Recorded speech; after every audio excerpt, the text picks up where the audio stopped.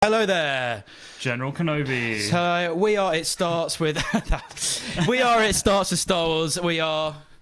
Oh. I am James. I'm Joe. And I'm Nick. And we're basically here to talk about Star Wars and stuff. It always starts with Star Wars, but then it also kind of just the Force takes us somewhere, and things happen. And we've got a lot to talk about. Like we're going to talk about a few like our favorite games later. We've also got quite a few Star Wars things to talk about. Now, you might be, those of you who are new to watching us, you might be wondering why the hell should we watch these three idiots? Which we are. We are 100% all three of us idiots. Basically, I'm the one with some level undiagnosed autism, ADHD, Asperger's or something. We don't know what's. I've never been diagnosed in anything, and I get very angry at certain very nerdy things, and it's very hilarious to watch because these guys, especially James, likes to be like, actually no, because of this, and it does. You did give chat a jump scare, to be fair. Did I? Why? The audio was just like. Man has just joined and said, "Hello there," giving me a jump scare there. Oh, I do apologise. James is great. James is always one who's kind of combating me with stuff, and sometimes James is also the guy we have to Google everything he says, because sometimes he says things meaning that they are true things. I can give you 3 examples off the top of my head. Ooh. I could probably give you like 4 more if you give me time to think about it. So we have to Google everything he says. Yeah, well, I'm the autistic one. It's fine. Joe basically doesn't know much about Star Wars, so sometimes me and James are going head to head with certain opposing ideas, and Joe is just there like, I don't care. Except for the random bits, which is like deep lore, which has no, it doesn't mean anything. Yeah. It's just like, I don't know, they'll just pull something out of nothing. Yeah. Yeah, that is funny. Okay. I love the fact that, I'm here in the council chambers. Joe, you're on the Halo Delta, you're on Delta Halo. But Nick, you decided Cornwall. Yeah. That's well, I didn't. We said, where do you want to be right now? And I didn't know you meant like in regards to like I can see the screen. Right, I didn't know you meant that. I was like, Nick, where do you want to be right now? And I was like, honestly, Cornwall. So he put the beaches. He put Falmouth Beach as my background. Just pretend it's Scarif. Right. Shall we start talking about Star Wars? Sounds good. Start getting we very recently went to, well, about 2.5 months ago now, but it feels like very recently. We went to MCM Comic Con. 2.5 months ago? It was towards the end of May. Jesus. Yeah. That was a while ago. It was a while ago. So those of you who have seen our reels, seen our posts and stuff, seen our MCM diary, whatever it was called, we put that up on YouTube quite recently. We went around and spoke to loads of people and gave bits of trivia, and one of those bits of trivia was Tarkin versus Thrawn, and we're going to give you our take on that right now. Okay. So Tarkin versus Thrawn, James, do you want to start us off? Who do you think would win out of that, and why do you think that? We had lots of great answers at Comic Con. We did, yeah, and there were some really, really good ones. I believe Thrawn came out on top in that fight, and I agree with everyone that said Thrawn. And the reason's that, obviously he's a tactician. I thought Tarkin's just like a really snooty guy, isn't he? He is. We see him in Clone Wars, and he's just like, oh yes, Anakin Skywalker, I like you, but I don't like the Jedi. I'm just very up myself. And I feel like he cries to the Emperor a lot. Like, where, Emperor? The Emperor said it's my turn on the Xbox. the other Imperial officers are being mean to me. That's what I think. Oh, that's funny. Honestly, that's what I think. I think easily Thrawn is just like, he's cold, he's calculated. He would gut you in your sleep if it worked to his agenda, and he wouldn't feel sorry about it. Whereas Tarkin would just be, guards, seize him. Yeah. Like, I don't know, but that's my fault, and I just think Tarkin. Tarkin would stab you in the back, and Thrawn would stab you while looking you directly in the eyes. Yeah, exactly. 100% exactly. That's what I think. Right, Joe, what do you think? Yeah, I'm with the popular consent here. Is that like Thrawn easy? Yeah.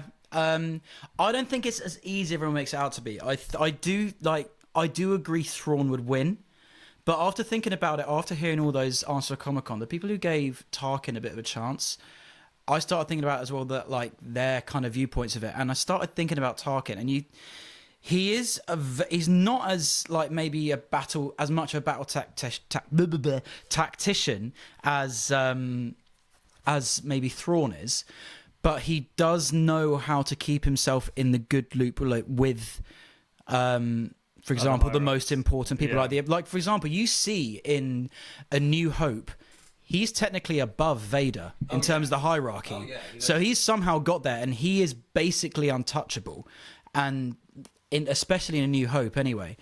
So, and if he can get past Vader, which is something that Thrawn wasn't really able to do, I feel like he's going to be more difficult for Thrawn to take out than people might realize, because he does have the Emperor completely on his side, because he's so committed to the Emperor. Whereas Thrawn is just, you see in Rebels, he's just committed to the art of war. Yeah. So if there was an opportunity for maybe the Empire seeming, I know this is technically debunked, I'm contradicting the Ahsoka canon here, but you've got how do I put it? Sorry, I'm terrible with words. Are you talking about the books? Or? I'm just saying that I think Thrawn might even appreciate the challenge taking down the Emperor, but he would never succeed with that. But I think Tarkin is too engaged with pleasing the higher ups and then having guards constantly around him. Although his arrogance did kill him by not leaving the Death Star, I think that's the only way that Thrawn could get to him, as if it was made it look like the Rebels did it, or something or a big accident happened. I don't think he'd be able to take on Tarkin in the way that he takes on the Rebels. He'd have to do it quietly. He'd have to do it in some way that it didn't fall back on him, which he's perfectly capable of doing because he's a brilliant battle tactician. But Tarkin is so high up in the ranks, above Darth Vader, he gets to boss Darth Vader around underneath the Emperor. So I think Thrawn would be able to do it. I think he's capable of it, but it'll be the hardest fight he'd ever have to fight. Just a quick mention, the real reason that he died on the Death Star is because he died in real life. So yeah, he would have done that if it wasn't for the that's really true. Did he really immediately die? Let's Google it. I mean, that's just well-known fact. Is it? Yeah. Yes. What's your sources? It might be a fact, but it's not well known to us, at least. Do you guys not know that? No, I mean, like, why did he not come back after New Hope? Is that what you're talking about? Yeah, because he died in real life. The actor died. Yeah, but he also died in the... No. I'm saying, I'm talking about he couldn't physically come back, so they're not going to keep... So he died during filming? He died... He died after the film. You can check it. If he died after the film, but he died in the film. No. But they were going to bring him back, and then. Oh, okay. Well, just because we didn't see a. Just because they physically couldn't bring him back. So right. That's the first time I've ever heard that. Have you never heard that? Wait, no, I've never heard that. In the same way that I've never heard there's a Revenge of the Sith Lego game, which doesn't exist because you made it up. I mean, Revenge of the Sith does exist within. A Revenge of the Sith Lego game specifically. Okay, this is me bringing up one of the things that I've debunked, James. Here come the tangents. Hang on.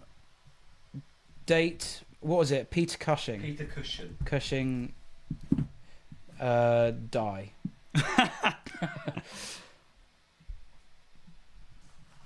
Peter Cushing died in 1994. Seriously, I was told you died. He died in 1994. Age 81. This is why we Google what James tells us. I'm sorry, I love you. He was 100. He's 100. No, it's not. He's 84. What was I saying? Oh my God. He was born in 1913. That's Yeah. insane. So why did they not bring him back? I don't know, but maybe because he died on the Death Star. Why didn't... I'm very sorry for having to be the way I am. I know I'm getting very aggressive, but I knew that wasn't the case. I'm spreading sorry. misinformation to him. I think my dad's spreading disinformation. That was his one thing he would bring up every time we watched Star Wars. Yeah. So I'm gonna call him out on it next time. There we go. So when I say what your sources are, you said your dad. Yeah, oh God! He would go on and on about it, how he knew this thing, and he was very excited about this thing. Peter Cushing died in 1994, a good 10 years after Return of the Jedi came out. I'm not going to say anything. Hey, this is why it's fun, because I get to be right. Whatever you think is correct, say the opposite. Yeah, exactly. From what you're saying, Tarkin even though he is surrounded by the Imperial elite, not Tarkin, Thrawn is still like a genius. Like he not just like tactically, but like manipulation wise as well. Surely, right? Yeah, he is. Yeah. So it doesn't necessarily matter really what position that Tarkin is in. He's probably not like he could be manipulated into being on like a one-on-one or just an ambush. Like we're in agreement. Thrawn wins. Yes. Yeah. Thrawn wins absolutely. Yeah. The blue Elon Musk wins. Blue Elon Musk. Did you say? Yeah. Have you not? That's such a funny. That is very funny. Oh God. Right. Moving on. So Tarkin versus Thrawn. Thrawn does win.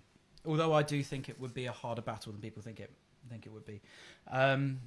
Right, so we released a few reels in 5 parts about 2 weeks ago now, of our first hand review. Hang on a minute.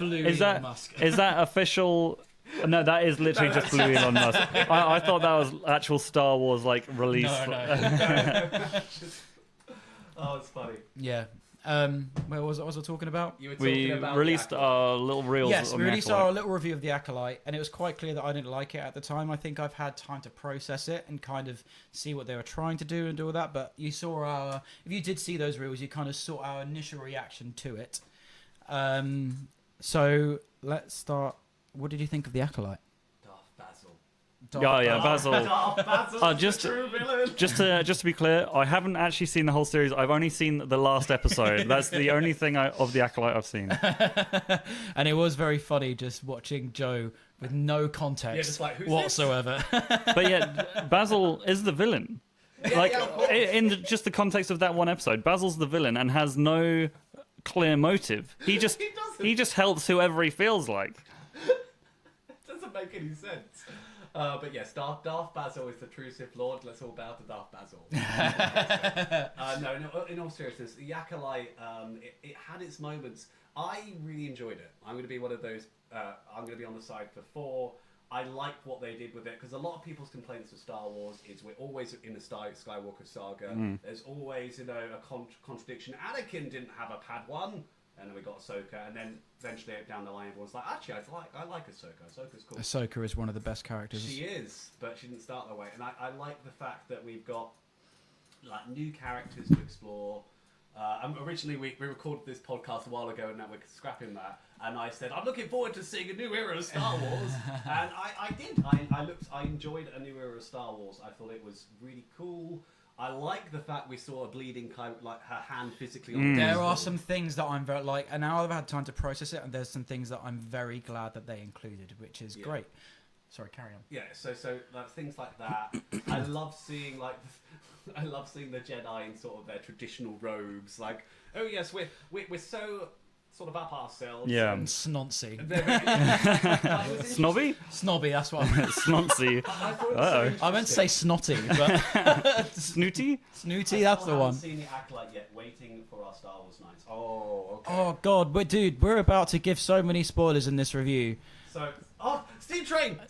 Oh, was it? It is. So, it was. Joe lives Holy outside a train line, literally right outside his window, and we've just seen Thomas.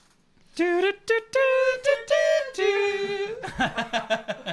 awesome! Yeah, that is pretty cool. There's an actual steam train just outside your house. Yeah. And then okay, with the freight train, yeah. Well, no, because they have to have them pushing. Yeah. They can actually turn the steamer off and then push it. Okay. Cool. But Moving on. Sorry, steam train distracted me.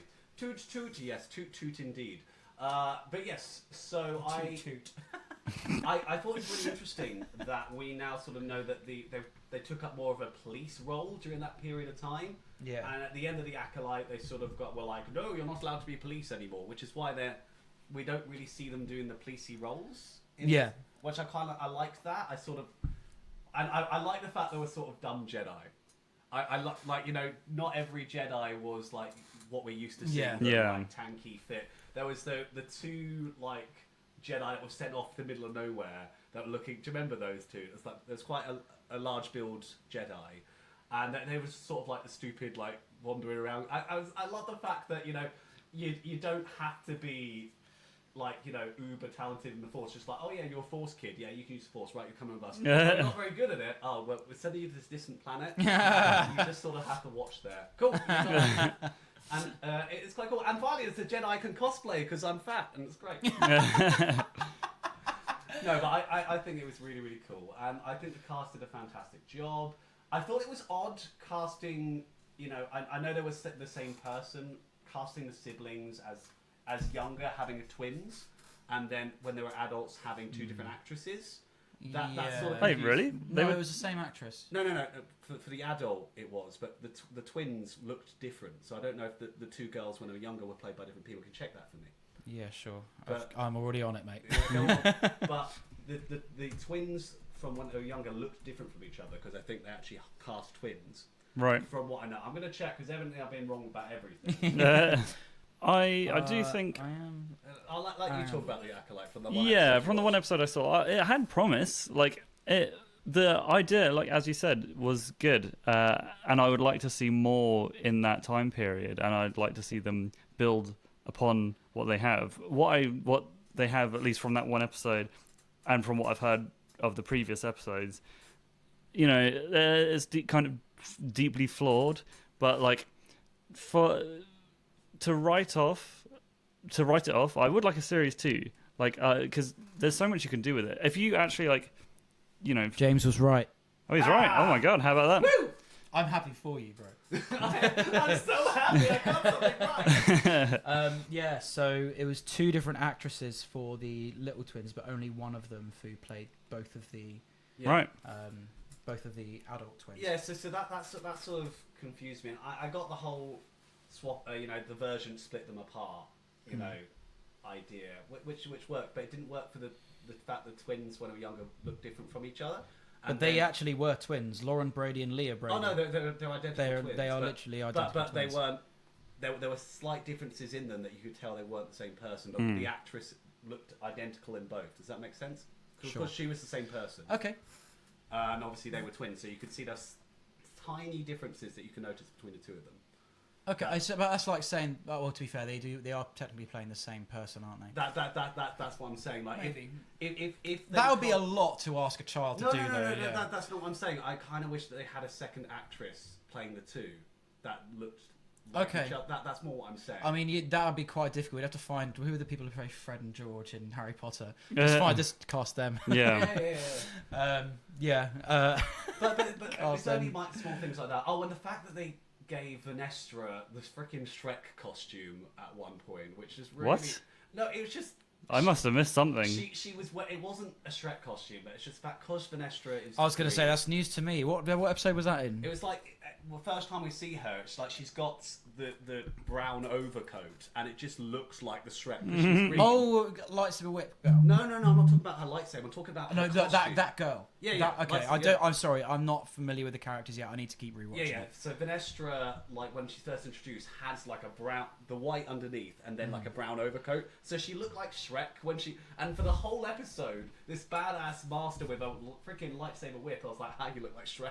Yeah. And I'm like, I don't want to think that TV show. Who thought this was a good idea? Yeah. Guys, I'm just going to keep saying this in case there are new people joining. This is an Acolyte review part, and there are spoilers in this. So if you haven't seen it and you want to see it, maybe you just might click want to away for a just moment. click away for the next 10-15 minutes. We'll start talking about it eventually. Yeah, we will start talking about it in like, what is it now? Come back at 10 past if you don't want spoilers, because we're going to be talking about this for like good 15 minutes, because I've got a lot to say. Yeah. I'm going to start off with well, have you finished all your stuff with Well, it? Joe was still talking, so... Yeah. Yeah, I was just saying that there's a lot they could do with it. Obviously, they've still got like 100 years up until Phantom Menace that they can play around with, and there is a lot of history they could build with that. But yeah, like I said, the past season, so I've heard, there's a lot wrong with it, like unnecessary things that they've kind of feels like fan service that they've shoehorned in, like Plagueis. Sorry, again, if you spoiler, and also Kylie Mundi, right? Yeah. There's a lot of Kylie kind is, of controversy about that. But yeah, I think really in the grand scheme of things, those issues, they're not actually that big of a deal. Like, okay, they might have got a few years off, but like everything else we're going off is, I mean, Plagueis was mentioned in the prequels, but apart from just being generally mentioned in like current Star Wars media, there's no other lore, is there? He's in a book, but a canon book. I'm pretty sure. I mean, ask James. I might have to Google it, but I'm pretty sure it's considered. I'm pretty sure Darth Plagueis is considered canon. It's called Sith Apprentice. I actually bought it not too long ago. I know you guys can't hear what I'm saying right now. Yeah, so I'm going to Maybe reiterate what I just said. Nick was saying there's a book. Yeah, Nick bought Sith Apprentice. But I like, just to go on a quick tangent, what you suggested, well, not suggested, but we thought for a moment when we were watching the final episode, is that Sith Jedi, the other guy, the main one. Yeah. You thought for a moment that he was like a force projection. I thought that could be that's a really cool idea. If that was a force projection of Plagueis. I think that'd be really cool. Though after rewatching it, I sort of came to the conclusion actually it was recanonizing Force speed, because like it wasn't just. But they didn't show it. They didn't. I know, but that's what made Force speed look so stupid, was the fact they showed it. Yeah. So the highlights for me of this show, if we're done. Yeah, go for it. Yeah. So the highlights of this show for me were Lee Jung-jae, who played Master Soul, and above is Daphne Keane, who played Soul's apprentice, who was also in Logan, the final Wolverine film.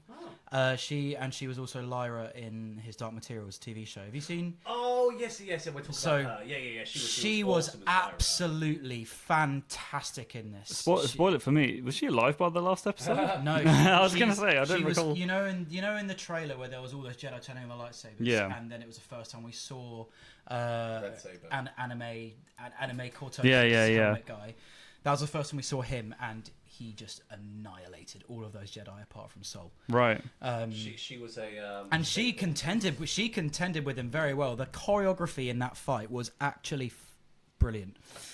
But now she's a whole punch. She is a whole punch and like. Oh, that was Daphne Keane. I didn't know that. Keane, yeah. Yes. So those are my two favourite parts of it. There were other good actors in it, like Dean Charles Chapman, who also played Cersei's younger son in Game of Thrones. He was like, when he got his lightsaber out at the witch place, he was fabulous with that. And I think the fact that he played a really timid, he seems to be good at playing timid characters, because Tommen in Game of Thrones was also a timid character. But he did this role quite well as well. Like, I'm just talking about the actors here. Like, they were really, really good. I think Charlie Barnett, I'm gonna not controversially say that. I don't want to say I don't like anyone in case I meet these people in the future, but like, he seems to, in the press, he seems to not have any idea what he's talking about, but try to make it out like he was this massive Star Wars kind of nerd like we are. He knew everything about it. But then he said in one of the interviews, and like, because they were trying to play out, well, the Jedi are arseholes in this, so they're the villains in ours, and you got to think about it like that. And then he said something like, Darth Vader did all this, but when Anakin blew up the Death Star, he killed like hundreds of thousands of souls, and then the other two people in the interview just told him to shut up. So, and he kept on going on about it, and just like, dude, you got the character's name wrong, or you don't know Star Wars. To be fair, I mean that's easy to happen. Yeah, like, they're both Skywalkers. 5 seconds ago when I said, you can easily like get a mistake, and that, I don't let things hold against. Like, no, I get that. And until I met someone personally, I'm not going to judge whether I thought his character, like talking completely on the show, I thought he was the right kind of comic relief character. Yeah, I really enjoyed how. His character was a bellend. It was so stupid. It was great, and I love the fact when Lyra walks in. What's her name? Jackie. When Jackie walks in, it's just like, put a shirt on. I felt like, thinking back on it, was that a reference to freaking is it? Where is it? Where it's the two of them are joined. That's Force Awakens. No. Kylo Ren. Last Jedi. Last Jedi. Is Last that a Jedi. reference to Last Jedi? Where it's like, Put a cowl on. And she's like, put a shirt on. That's great. Yeah, it's quite I funny. freaking loved it. It was great. No, yeah, it's good. The cast was good. Which is interesting. What's the guy from Squid Game? Sol. So, what's his name? His name is Lee Jung-jae. That he still can't speak English despite filming the whole series. He as far as I'm aware, I mean, he obviously has probably a basic. He obviously understood what he was saying when he was saying it, but I think they just got him to sound it phonetically, like just in to. interviews he had to get a translator. Yeah. Did he? Yeah. So Wow, that's a good actor. I know it's crazy. Right? Some of the It's best almost like acting. he does it for a living. Some of the best acting came from someone who probably didn't even understand exactly what he was saying, which is very talented. No, yeah, so Daphne Keane and Lee Jung-jae were brilliant in this. What else is there? So yeah, they included Plagueis and Yoda in the final episode. They included Kiri-Mundi. I'm glad they're. Here's the thing. I'm going to try and be. What was it that Sam Witwer said about the last Jedi? I'm going to try and be as respectful but as honest at the same time. Go on. Oh God, I don't know how to word it and be nice. Disrespectful. I am glad that they are now including things. I'm glad that they're now including things from the Skywalker saga that is referenced to. For example, the last shot being Yoda. I'm glad they included that subtle thing of Plagueis, which hasn't been seen on screen before. I'm glad they had the bleeding of the lightsaber. I'm glad they had the bleeding of the lightsabers. I'm glad the choreography was actually modelled after Asian fencing styles. I'm glad they had all and these. that slow-mo scene when they drop down. Oh God, that was so fucking stupid. I like that. Yeah, I want to see a whole series that is like Crouching Tiger, Hidden Dragon, like old school, like what would you call that? Is that Hong Kong? Fu. Yeah, like Kung Fu. Are Like you talking about the slow-mo, like kind of back down from the balcony? yeah. Okay. No, I like that. Yeah, that's a difference of opinion. Yeah, I don't know. It looked like to me they were just on guide ropes, just falling down, which they were. No, that's kind of the whole aesthetic that's of the aesthetic of Kung Fu those movies. movies. Okay. Have you never watched a Kung Fu? No, I movie? have. Of course, I've watched a kung fu movie, but They do. And then he's complaining. no, I know, but like. They do more Jedi shit in those films than actual Jedi do. Yeah, okay. All right, fair enough. But yeah, so I'm glad they included all these things, like another version of the Night Sisters, all these references to parts of Star Wars that we know. I'm intrigued to see the way that it plays out with what they did, because they had to change canon to make Kiri-Mundi live at that time when they could have just used another Jedi like Plo Koon. They could have used someone who hasn't said in the Phantom Menace, but the Jedi had been extinct for a millennia. With the Jedi, Sorry, no, the Sith had been extinct for a millennia. Like Kiri-Mundi literally said that, and he's in the Acolyte. He's part of the cover-up. So for me, I'm interested to see how they play. he's still covering it up. 100 years later, he's still covering it up. But like, have you seen the amazing videos online? It's I've seen a few amazing videos online. it's Not those kind of videos, Joe. It's the guy who puts all the faces on and does the impressions. I don't know if you've seen his videos. Where he'll put like Obi-Wan's face over himself. Oh Yeah, yeah. videos? Anyway, he did an Acolyte review, and he was like, Kiani, did you when I said I saw a Sith, and you said you hadn't seen one for 1,000 years?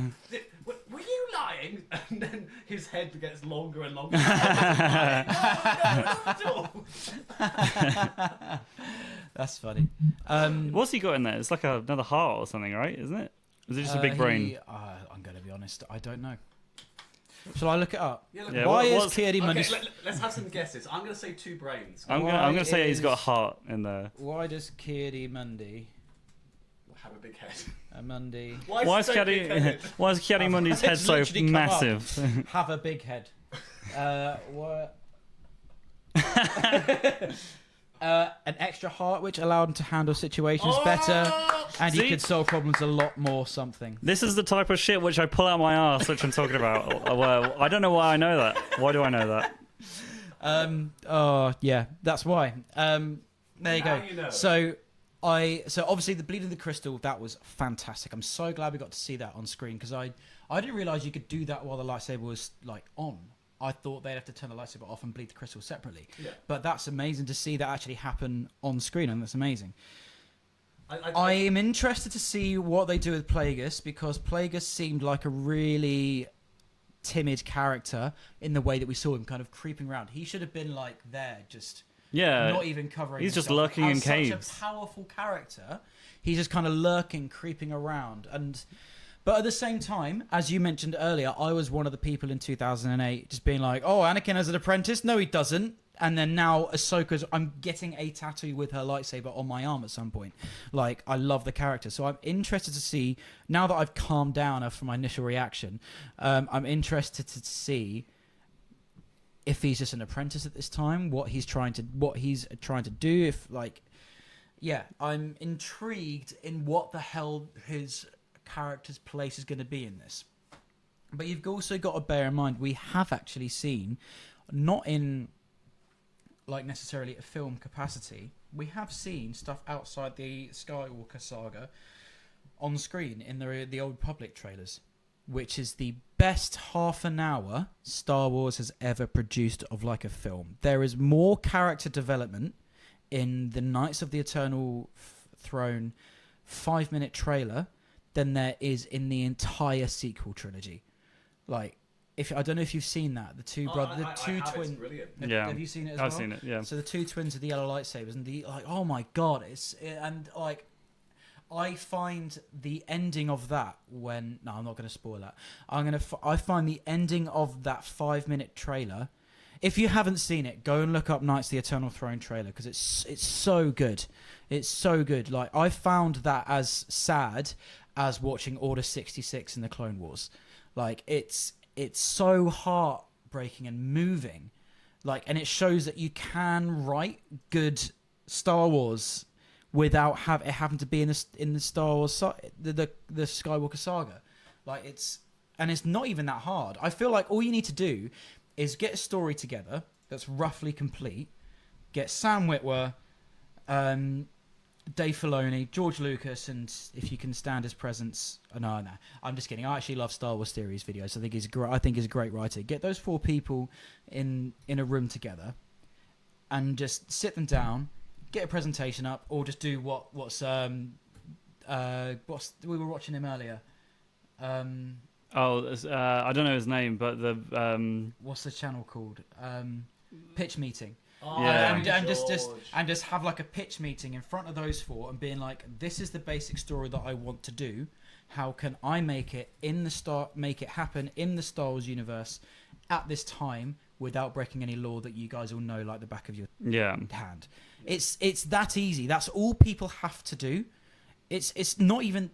I feel like this is not hard to realize, and I'm in no way a good writer at all. I have no idea what I'm doing in life, but it seems so easy to just get the 4 people in a room that actually know what they're talking about, and then pitch the idea. Don't pitch it to Kathleen Kennedy. She doesn't have a clue what she's doing, as you could see from The Rise of Skywalker. But get those 4 people, obviously pitch your idea to Kathleen Kennedy to get it going, but then be like, they hit to 4 people who know what they're talking about in Star Wars. Here's what I want to do. How can I put that into the Star Wars universe using your knowledge?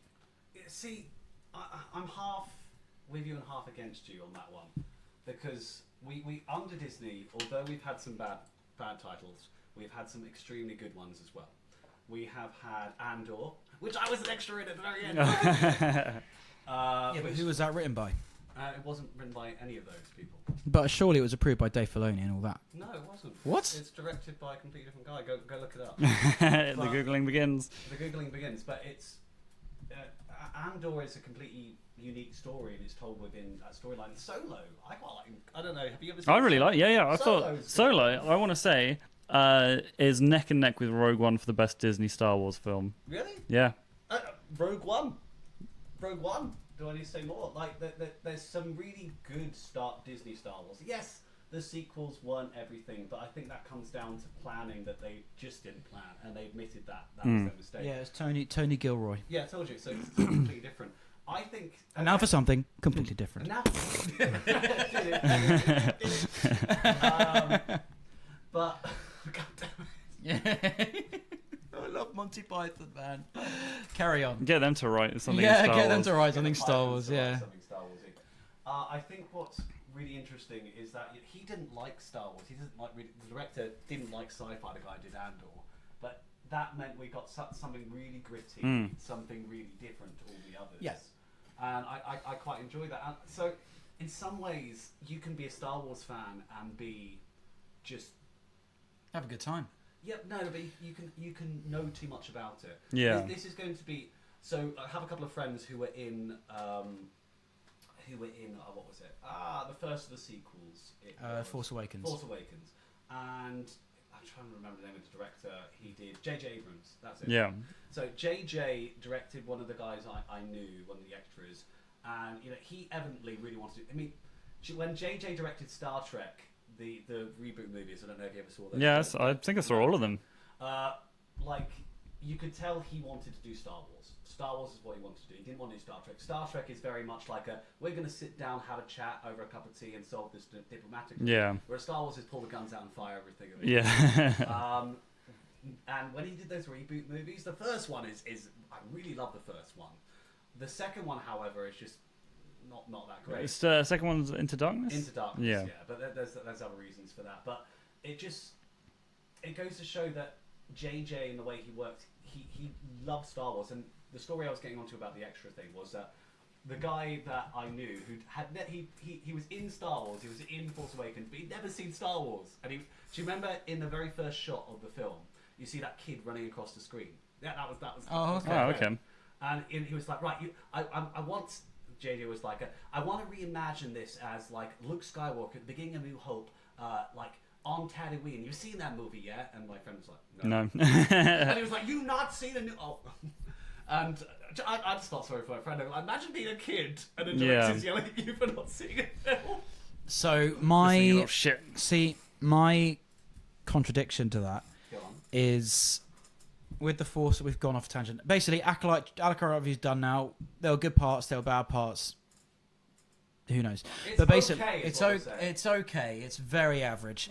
I wanted to continue. That's fine. So with Force Awakens, but the fact that you just said, like on Tatooine in A New Hope, that's the problem. The thing that you learn from watching George Lucas stuff is that in the original trilogy, in the prequels, he never repeated himself. No, agreed. If he was trying to create another New Hope, and you can see it. Look, a bigger Death Star. All of this. That was my point. I was saying that you can be a Star Wars fan and make a terrible movie. That was the point I was making. Oh, okay. That's literally what I was saying. I thought you were saying it was the best one of the sequels, which technically it is. Yeah, it is, but which is a very low bar. But I think that sums up it's like with the Star Trek movies of the three new ones. Like the first one is really good, the second one's really bad, and the third one is okay. Yeah, I think the same for the sequel trilogy, I suppose you could say. Yeah, I mean, I think the Star Trek films have a lot more positive general reaction than the Star Wars ones. I think. If you were in the Star Trek fan base... No, yeah, that's true, yeah. Then absolutely not. You absolutely hated it. Yeah. I mean, I really enjoyed the first one, and that actually got me into the Star Trek fan base, but then the second one sort of just threw everything out the window. Yeah. Okay. I love the Venator class star. I love the Vengeance, that's it. I love the Vengeance. It is a very cool starship, but it was far too big to be built after the Enterprise. Because this thing is the size of a freaking Star Destroyer. And bear in mind, the original Enterprise... It's got a crew complement of like 200 people, right? And this ship is made 5 years afterwards, and it's like got a crew of like 2,000. It's like a huge ship, which doesn't make any sense. But obviously, it's the Kelvin timeline. That's just other nerds shit going on. Yeah, cool. But my point was, you can be a fan of something and write it out. I don't think I'd write a very good Star Wars movie. No, you're right. I wouldn't even try. So I don't think it comes down to whether you're a fan, because you put those people together. George Lucas has often said the reason people don't like Star Wars now is because they're not 11. Yeah. I know tons of kids that are like, oh my god, I love Rey. Rey's my favorite character. But Nick, no, I know. That you love Anakin. People your age at the time. No, I know. Oh, freaking Anakin, worst character ever. Oh, they ruined Darth Vader. Sam Witwer says the same thing. He was old enough at that time because he was in his teens when the first one came out. He was like, this sucks, man, all of that. But then he took a step back with it, and he looked at it, and he kind of sees, and he talks about this with Dave Filoni. Yeah. He says, and like Qui-Gon's and they finish each other's sentence at that point. Qui-Gon's like the father that Anakin never had, and it was like, yes. So I agree with you to an extent, but now we've got the backstory with the Clone Wars. We can kind of see, and it filled in a lot of the blanks that we needed. Yeah. And I'm happy to admit that. Again, because I was a kid, I did like it. But at the same time, there have been new Star Wars films like Solo, like Rogue One, and TV series like The Mandalorian, like Andor, most of Obi-Wan Kenobi. Here's a question I'm going to put to you now, and I'm going to put this to chat as well, and to whoever's listening on the podcast. If they made a Clone Wars type series that filled in the gap between Mandalorians and the sequels, would that fix the sequels? Like, does that fix the prequels? Maybe, who knows? But I think the main thing with the sequels at this point is, and our friend Ben has talked about this a lot, is that The Rise of Skywalker, the reason that makes it the worst sequel is because The Last Jedi split the fan base. That is a fact. Whether you like it or hate it, that is a fact. It split the fan base in half. And the director's like, oh no, we've done the same thing the prequels have done. Let's fix everything and go back on everything we said in The Last Jedi. And it didn't work because none of it made any sense. So you got to look at the content. Like, whatever you think about the prequels, you can watch it as one big film in 3 parts. Yeah. You can't do that with the sequels because things are contradicted. Yeah. So that's my point, really. I agree with you. What you say. I think that comes. Well, in some ways, podcasts and YouTube videos have made things worse. Because, absolutely. No, but because you've got things like, Game of Thrones. Oh, we don't want to do what you expected. Someone comes up with a perfect plot. Oh, we don't want to do what they said, so we're going to do something different. And then it just doesn't turn out right. And I mean, the last Game of Thrones season rushed anyway. Yeah. But now we've got House of the Dragon, which is finished. The story is finished for that. Oh, wait, really? Yeah. Wait, they're still doing more series of that, aren't they? Yeah, no. The books are finished. That's what I'm talking about. The okay. Game of Thrones was a rushed job at the end because they didn't have an ending. It wasn't written down. Whereas House of the Dragon, we have a beginning, middle, and end. And we know how it ends. And we know who dies and who lives. And they're just taking that and expanding it. Because it was written by George R. R. Martin as like as you know how if I find a text written by monks from 1,000 years ago, and it's sort of written as point of fact. Yeah. It's written like that. So all they're doing is taking the points of fact, the bullet points, and expanding on it, and that's the series. And you're getting a four-season show out of it. And it's really good and compelling. And because although it says such and such did this, such and such did this, we don't know why they did that. And now we're finding out from the show why they did that thing, which I think is really, really cool. And we get to see how they felt. Whereas someone saying such and such did this, this, and this, we don't know what their experiences are. And I think this is kind of controversial. Do you think Star Wars fits a serialized storytelling more than it does films? I want to ask you. I mean, this like more suited to series rather than to. Do you think that Star Wars is suited better to TV in like a TV show style, or do you think it's better in films? I want your honest opinion, like storytelling narratives. If you think about Clone Wars, you think about Mandalorian. I mean, it's got to be a good TV show. No, I agree. Like, there were parts in the Mandalorian that weren't great, but the thing is, the Obi-Wan Kenobi show, there is a fan out there that's done a 2-hour edit of the entire show into one 2-hour film, and it's spectacular, man. It's so much better than the show. I think if you can get an entire story out in a 1 hour and a half or 2 hour movie, I think great. I think Revenge of the Sith does that really well. I think the Phantom Menace does. I think Attack of the Clones could have been better as a TV show. Can you look something up for me? Yeah. Which is, I seem to recall that when Solo sort of flopped at the box office, that's when they decided to turn Obi-Wan from a film into a series. Yeah, that sounds right. Can you look that up? Because I'm pretty sure that's what happened. Because originally I think it was planned as a movie. Yeah. And they cancelled it after the. I'm still waiting for my goddamn Rogue Squadron film. Oh, I want that would have been so film. fucking cool. God damn it. Did you play those games? No, I didn't actually. Well, actually, did I? Was it on GameCube? I think so. I mean, I Following the financial failure of Solo. Yeah. Yeah. So. But the thing is, the financial failure of Solo wasn't due to. It still made a lot of money, right? I'm sure. It wasn't due to the fact that it was a film. It was the fact that The Last Jedi come out like either 6 months or a year prior, and it had completely split the fan base, which is never heard of for a Star Wars. For a Star Wars piece of media. Anyway, moving on. There you go. Andor was fine. Sorry, Acolyte was fine. So we are now going on to the main event, which is the entire galactic history. We're probably going to be talking about this for about 45 minutes, I reckon. That was a big tangent from the Acolyte. Jesus Christ. It was. Right, okay. So, in this main event time, we're gonna do that in post. We have like a button for you to make that. Soundboard. I had 5 minutes. I know.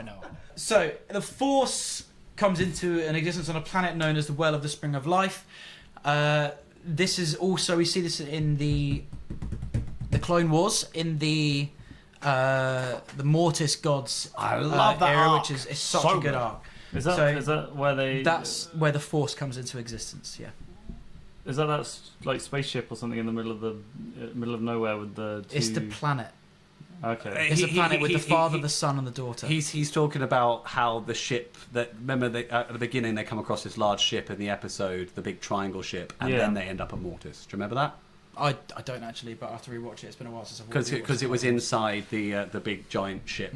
Right. Actually, find out what that ship was. Like, was that like a teleporter to Mortis, or was it Mortis like a world inside the ship? I never understood how that worked. No, I mean, I'm going to be honest. I don't actually enjoy that storyline, if I recall. Oh, I see it. Yeah. Oh, I don't know. Yeah, that's what I'm saying. Like, it's never outwardly said. Like, are they teleported to Mortis? Is the ship? Is it like a hyperspace lane for Mortis? I don't quite understand. I have absolutely no idea, but I don't really want to do all the research now. We could just talk further because there's a lot to get to. No, okay. So either way, the Well of Life or Mortis. Like, yeah, there we go. Okay, so Force is strong with this one. Yeah, so father, son, and daughter come into existence. Basically, Right, there is no mother yet. She comes in later. With sharp teeth. So, at about 36,450 BBY approximately, before the Battle of Yavin, give or take, different Force-sensitive beings start to travel off-world, meeting new species who are also for. This is well after the Spring of Life happens. This is like so many planets have gone through the same evolution that we have had, and they get to the point of space travel, basically. No, makes sense. So this different Force-sensitive beings start traveling off-world, meeting new species who are also Force-sensitive, and end up traveling together, then settling on a planet called Tython, creating the first order of Force-sensitives, not called the Jedi Order, it's called the Jedi Order. Jedi Order. Oh my god, I said it again. Jedi Order. I love how it's written Jedi. It is literally Jedi. It's pronounced like Jedi. Yeah, you can't get confused with that with Jedi, can you? Yeah, of course not. Yes. So that it is. Do you remember how it's different from the comics? Because I read the comics years ago, and I watched a brief YouTube video on it, like before we did this.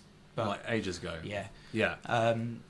But it's kind of without lights of it's more monks than anything else. It's more to do with like what Asian monks are like. I can't remember when they get the proto sabers. No, that comes in later. That's a lot later, isn't it? Yeah. So now here's. Did they even use the Force at that point? Oh wait, no, because around this time the first lightsabers were created. So proto sabers were right. then. Okay, I was right. Yes, I was right about something, chat. I was right. Yes. Another win for James. 2-1. 2-1. Okay, so now this is the thing that intrigued me most of all, which I put down. So 25,100 BBY before the Battle of Yavin. The rise of the Hutt Empire and slave trade in the Outer Rim starts, which is ironic, really, because you've got the Jedi and the Sith empires kind of battling it out and being in power for this amount of time, and then being in power for this amount of time. Meanwhile, in the Outer Rim, the Hutts here are just winning. Are they? Do they even exist? So I don't know yet. No, hang on, no, yeah. No, they don't. They're still like the kind of Jedi at this point. So the Sith don't exist? I wouldn't say the Sith exist. In fact, I've not actually written this down yet. I've not actually written this within the Sith. I imagine they're a dark Jedi, but whether they're labelled as Sith or not, I'm going to be honest, I don't know. If you do know watching this, I'm sorry. There's so much stuff that goes on in the Star Wars universe that I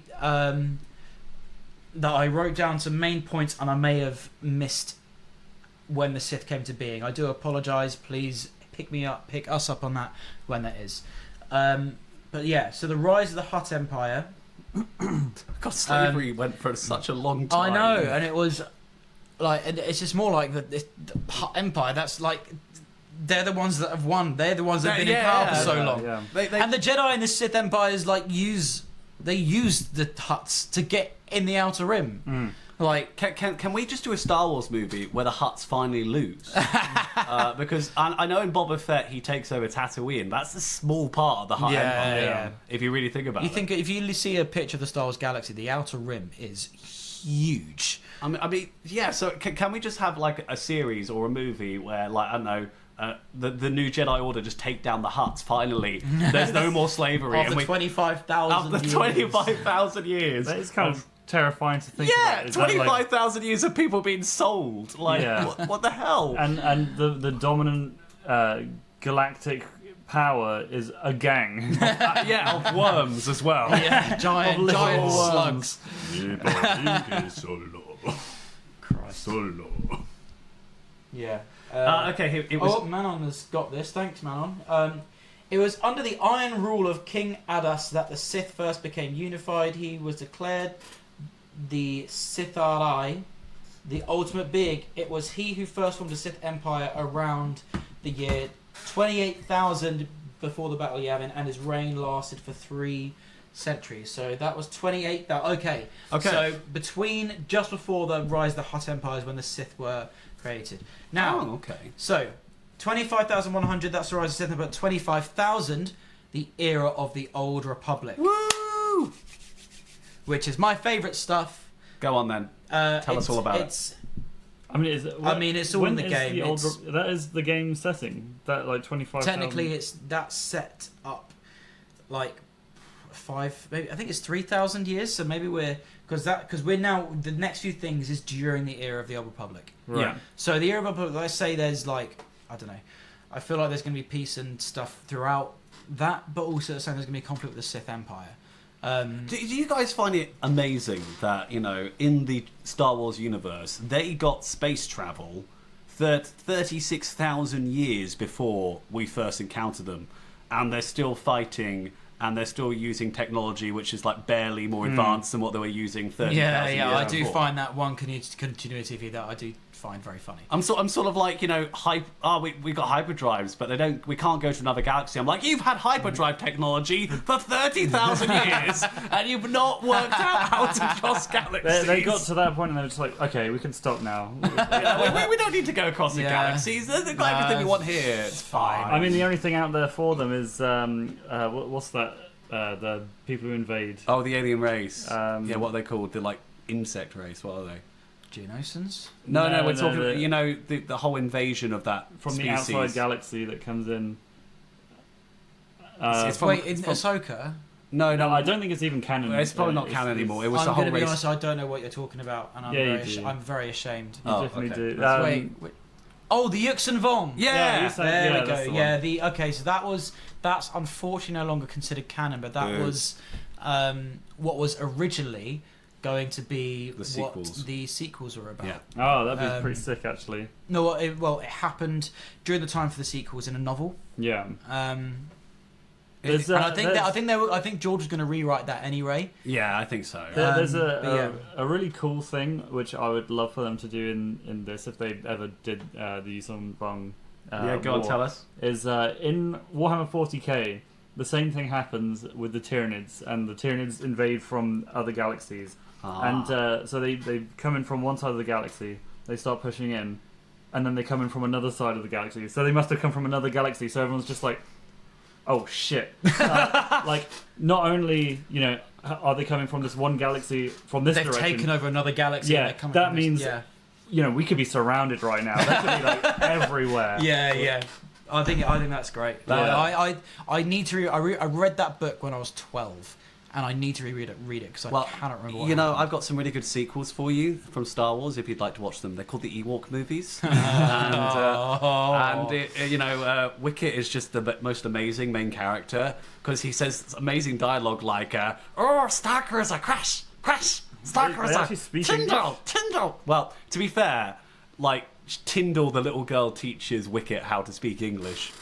So, like, you know what's really weird about the Ewok movies? We looked it up and we're like, I wonder where they're set. It must be before the Battle of Endor because Wicket's like a kid. No, they imagined it being written like hundreds of thousands of years after the originals in their heads. What? But the character in it is the same character from the movies, and he's younger, so it makes no sense. But he is a different Ewok, but he's just happens to be called Wicket, maybe. Yeah, I guess so, but like they're never too sure when they've set it because the original creators were like, oh, it's thousands of years after the actual movie, right? But the actual canon is like it's all over. Look it up when they're set. Has the technology advanced? No, they got no technology. It's Endor. That would be funny if the Ewoks had like better technology than the rest of the. That would be so funny. But I think what's so weird. It's not just there's one of them. There's two of them. There's two. Yeah, there's two stuff. And the second one makes no sense because they kill all the main characters apart from the little girl and Wicket at the start of the second movie.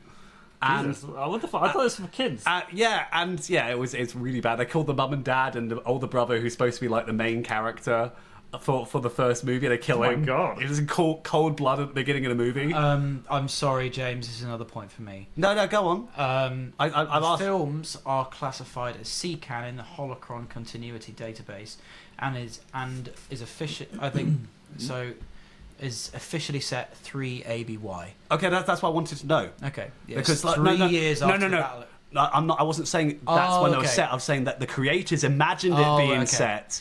It's pretty much directly. It's meant to be pretty much set directly after Return of the Jedi. Well, there you go. So why is Wicket a kid? That's what I'm saying. I don't know. Yeah, you see my point. Yeah, and I then see your point. And then there's a random castle on the forest moon of Endor.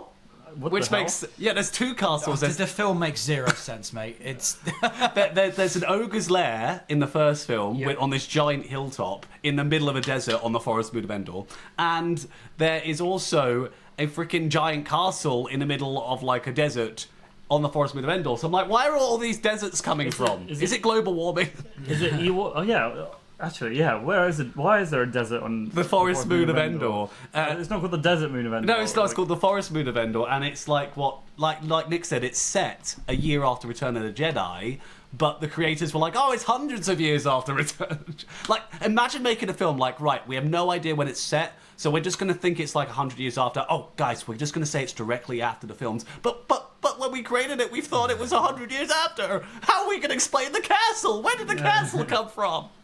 And the people on the planet have like there's a whole nother race apart from the Ewoks, and they don't know how to build a spaceship.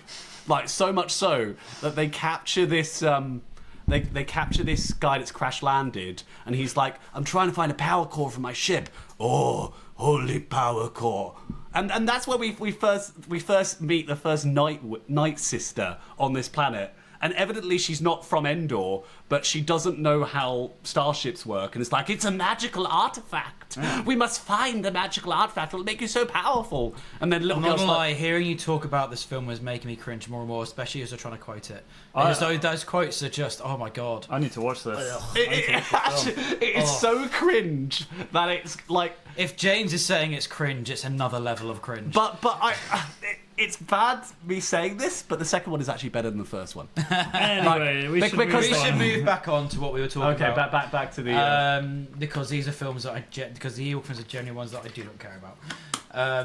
So with 25,000 BBY, the Era of the Old Republic, 4,000 BBY is the next time anything really significant happens, and XR Kun creates a Sith Order. It might be the same one that Manon has put on here.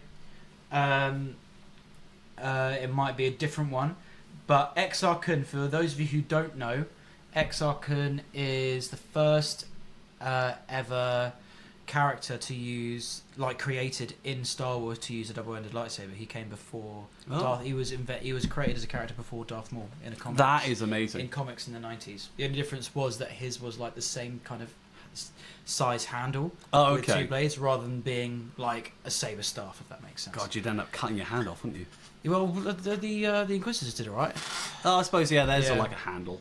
And that's why they created the swirling handles, folks. What? No, it's funny.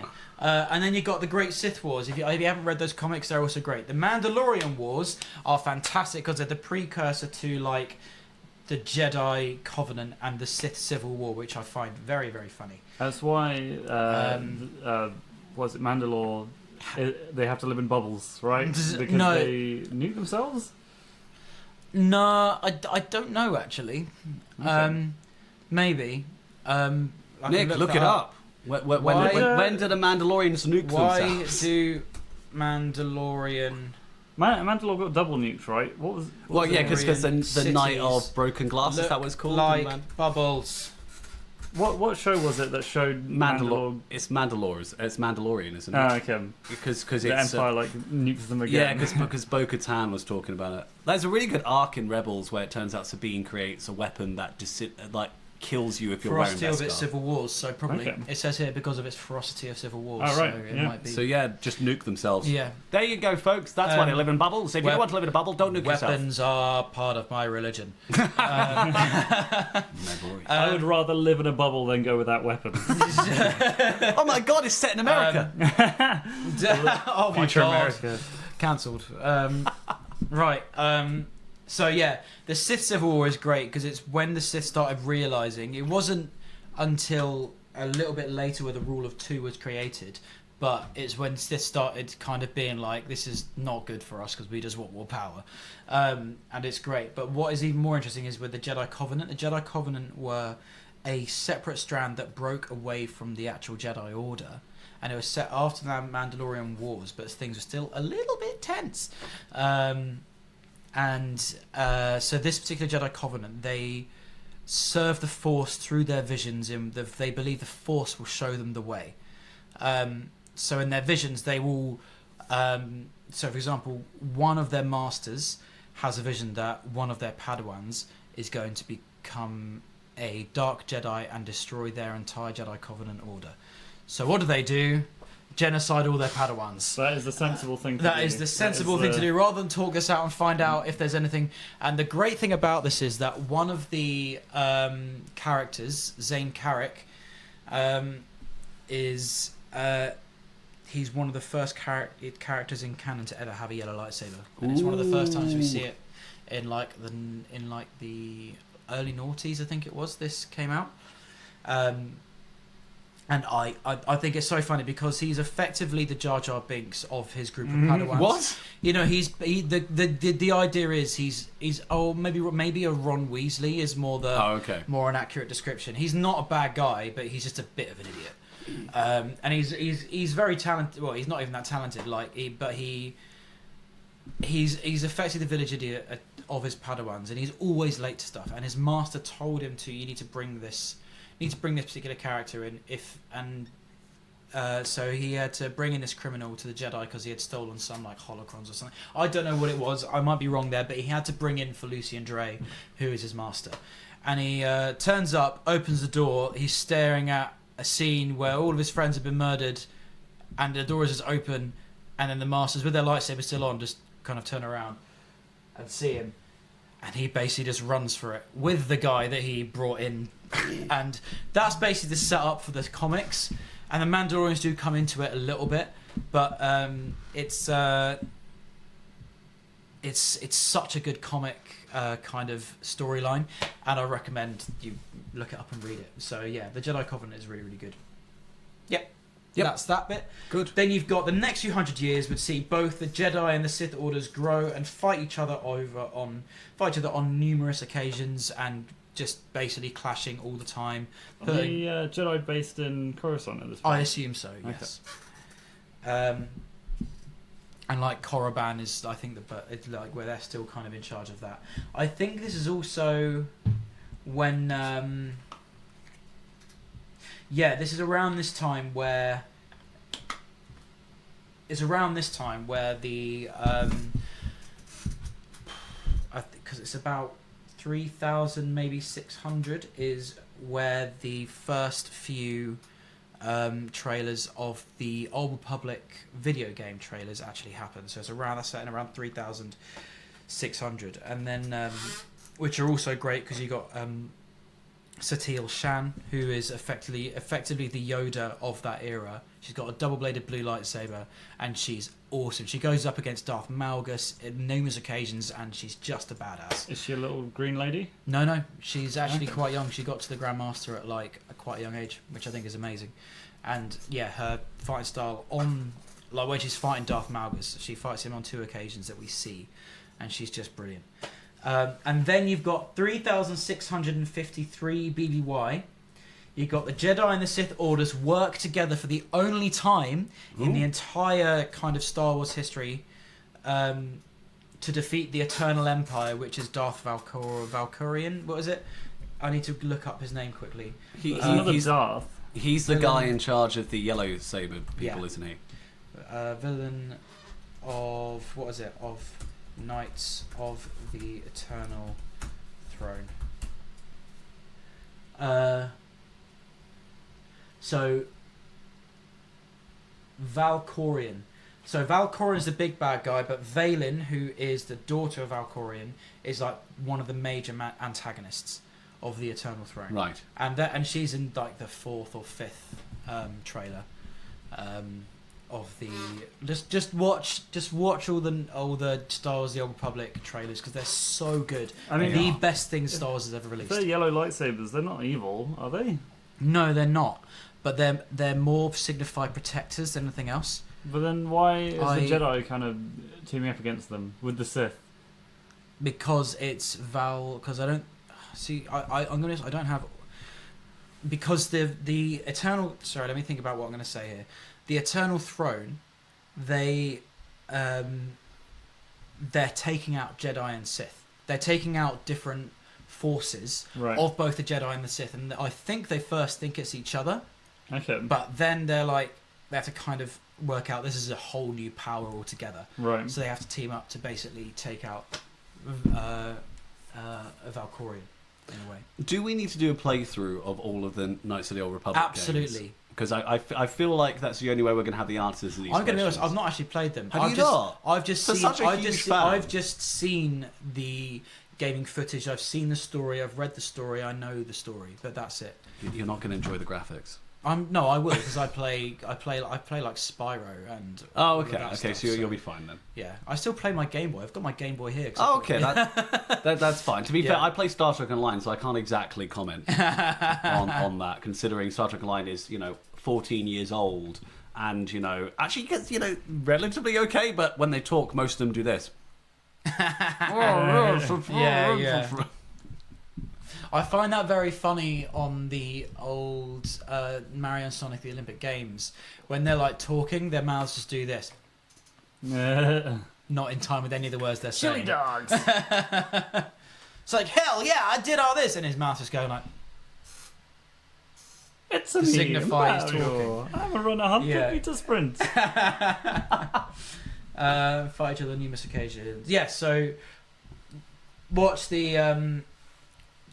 that TV series. It's so good. TV series? No, it's so the video game trailers. cutscene. Sorry, the we've been trailers. doing this for about an hour and a half now. I'm getting like blood in my words. So yeah, led by Eternal Empire, led by Valkyrie. There we go.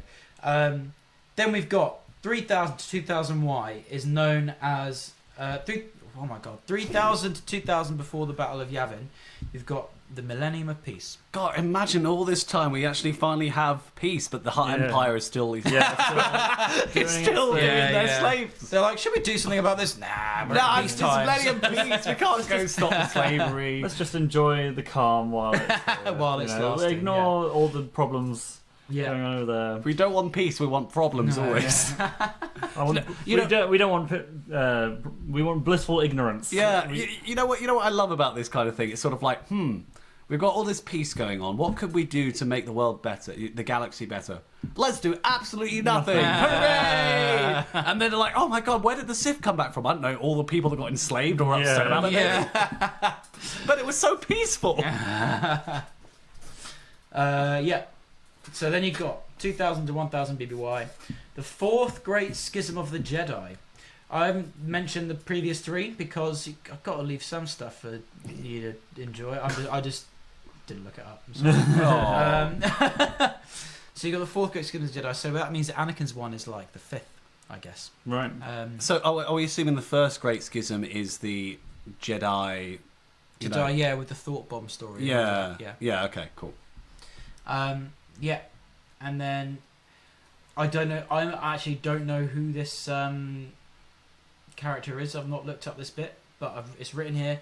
Jedi Master Parnius turns to a Sith Darth Ruin, converts 50 others, and creates the new Sith Order. So the Sith must have been defeated with the Eternal Empire. God, imagine being Darth Ruin and then you find out that you're the one that ruined the Sith for everyone else. Yay! But also one of the people he converts, or it becomes his apprentice, Darth Bane creates a rule of two and defeats the rest of his Sith. Well, that's exactly what I'm saying. That, you know, Darth Ruin literally ruins the rest of Sith for everyone else. Yeah. So Darth Bane creates a rule of two, takes one apprentice, and that's it. Then you've got 1000 BBY. You have the High Republic era begins. Hooray! And- Blissful ignorance again. Yes, blissful ignorance. So High Republic, there's not really a lot going on apart from criminal activity, Lots and of Night slave Sisters, trade. slave trade, It's not really peaceful. Jedi is it? doing silly things. We could And report then you've to got 140 BBY. You've got the Acolyte, which we've Hooray! already talked about. Let's not go down another rabbit hole. We all know what happened We there. all know what happened there. And then you got 20. So you got 32 BBY, which is where the Sith reveal themselves again. So Darth Maul is sighted and killed on Tatooine and Naboo. Air quotes. There you go. And then you've got 22 BBY, The Clone Wars, which is great. Woohoo! Go and watch the TV show if you haven't. If you haven't, where have you been the past God, 14 it's so years? good. It is so good. I noticed you've got like 3 of the series of box sets over there. Yeah.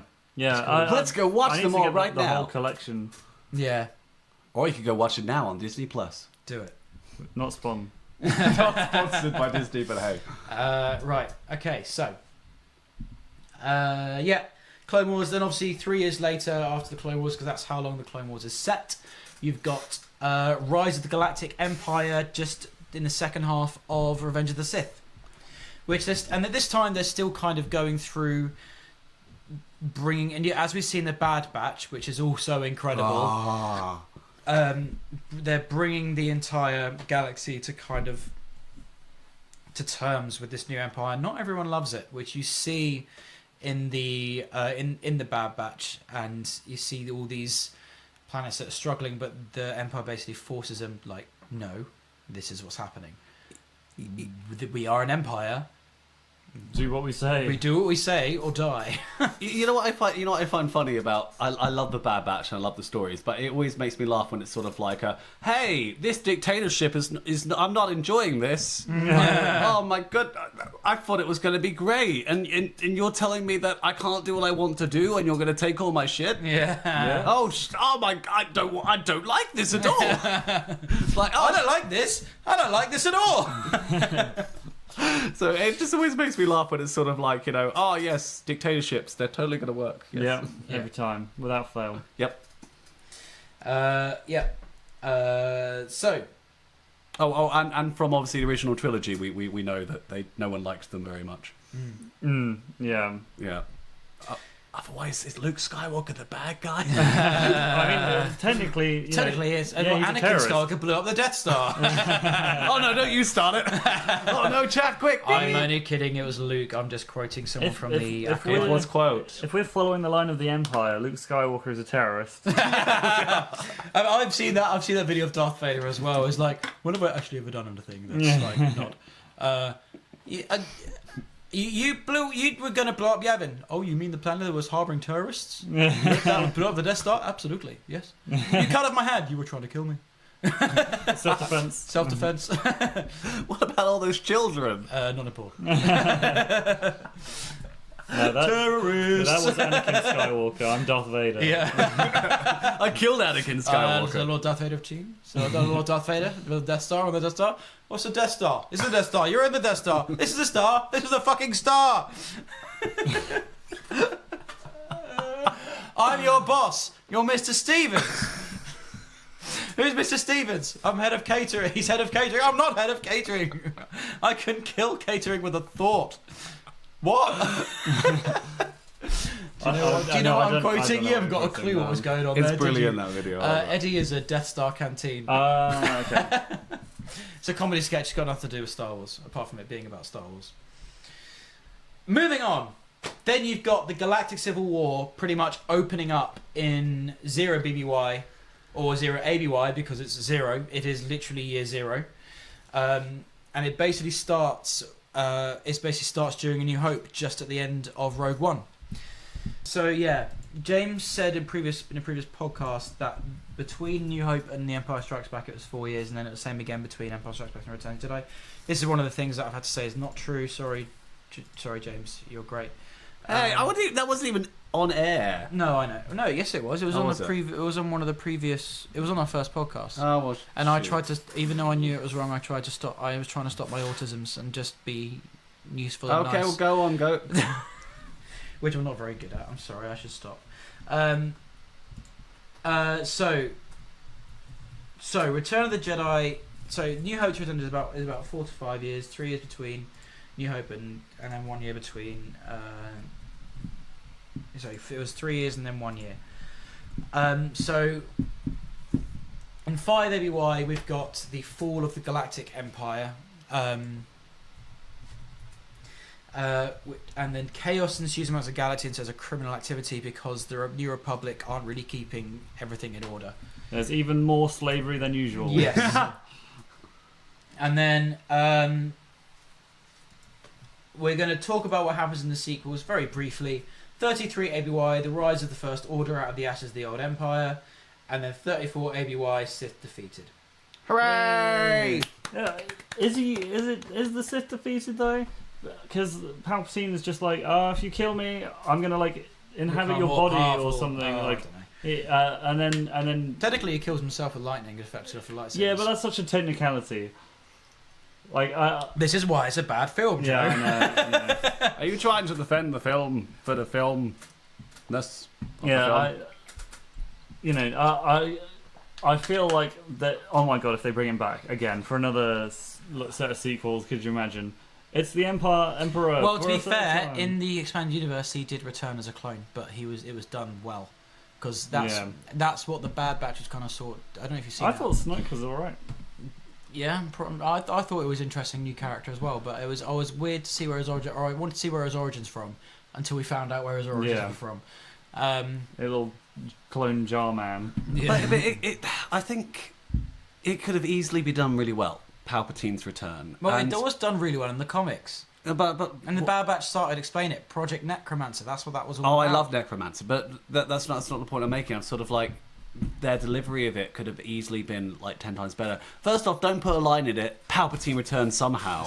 Yeah. Because lazy writing. Yeah, that is but lazy. it's sort of like don't point out the problem in your story if you don't want people to point out the problem in your story. They should have got what's his name, Poe Dameron, the actor. Oscar Isaac. Yeah, they should have got Oscar Isaac to look directly into the camera and be like, Palpatine's back, fuck you. That's why. Eat your slop, worm.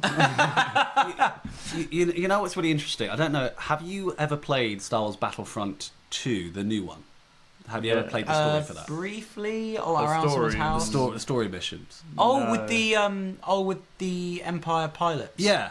With I them. know. I've seen. I've actually, I watched the did- footage. I I know did the a bit, story of yeah. it. Yeah. So I bought it when it first came out, and I absolutely adored it. But there was really, really cool sort of things happening, you know, with the Imperial sort of falling apart, and it eventually ended on the Battle of Jakku, and that's sort of where it ends because those Imperial officers end up joining the rebels, and that was really cool. And I really love the battle. I know they're from the sequels, but actually seeing the Battle of Jakku and just seeing all of these Star Destroyers crashing while, you know, it was such a cool... That is such a cool... I just watched that clip. And suddenly you're like, oh my god, this is actually insane. Because you're flying in between these Star Destroyers as they're falling while there's ships, you know, blasting each other. Yeah. That's cool. There's rebel it was absolutely insane. But it was really cool. The reason I bring it up is because there's like a Palpatine robot. No. Oh yeah. the hologram. It's like Yes, it's a hologram, but it appears on the front of like a robot that's like an Imperial guard, and it's like, I like that. these are my orders for in the eventuality of my death. And then they all get sent off to do like stuff that's, you know, implying that it's leading to Palpatine bringing himself back. Like it's his, this is what happens if I die, you need to bring me back. Yeah. So it sort of leads to that. It's been a while since I played it, but that kind of thing would have been so much better Yeah. in the sequels. It almost like, you know, Kylo was like told by one of those droids to bring Palpatine back, and that was the plot. Kylo is going to bring him back, rather than him already being back. The whole plot being bringing Palpatine back as like a clone, and we see that all the way through. And then at the end, he changes, and it's like, actually, no, I don't want this. This is never what I wanted. I wanted to be free, and then kills the Emperor at the end. I think that would have been so much better. Yeah, that would have been better. In fact, you know, there's so many good stories about the waste of, you know, our poor stormtrooper turned Jedi that we never even saw. Yeah.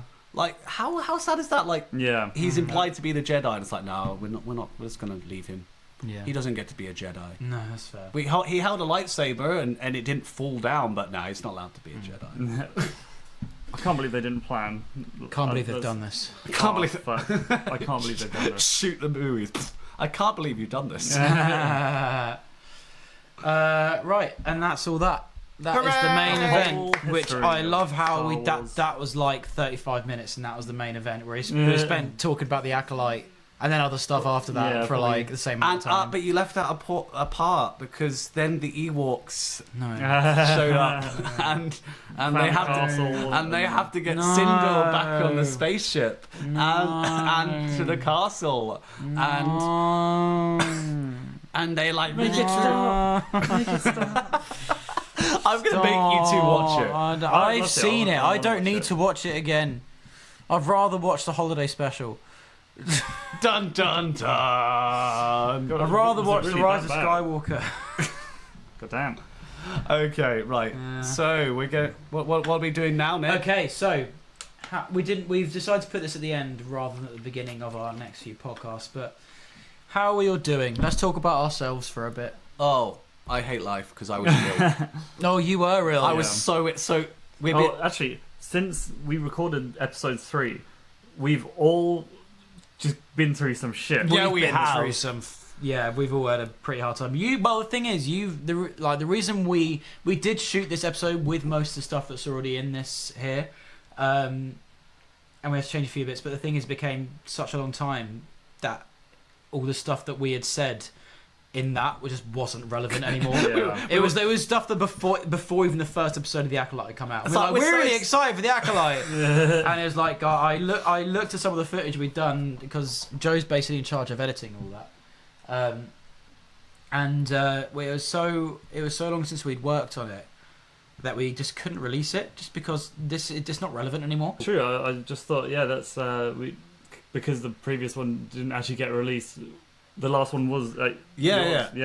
So that was really cool. So yeah, so this is our new studio, which is which is In is in the around council London chambers, somewhere. which is in the council chambers on Delta And Halo, yeah, and in Cornwall. Cornwall at the same time. Yeah.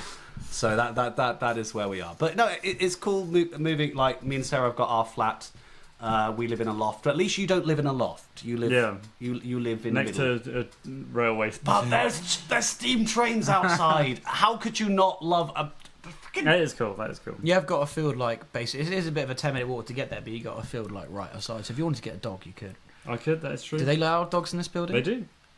Yeah. You probably have to ask your landlord though, but that's fine.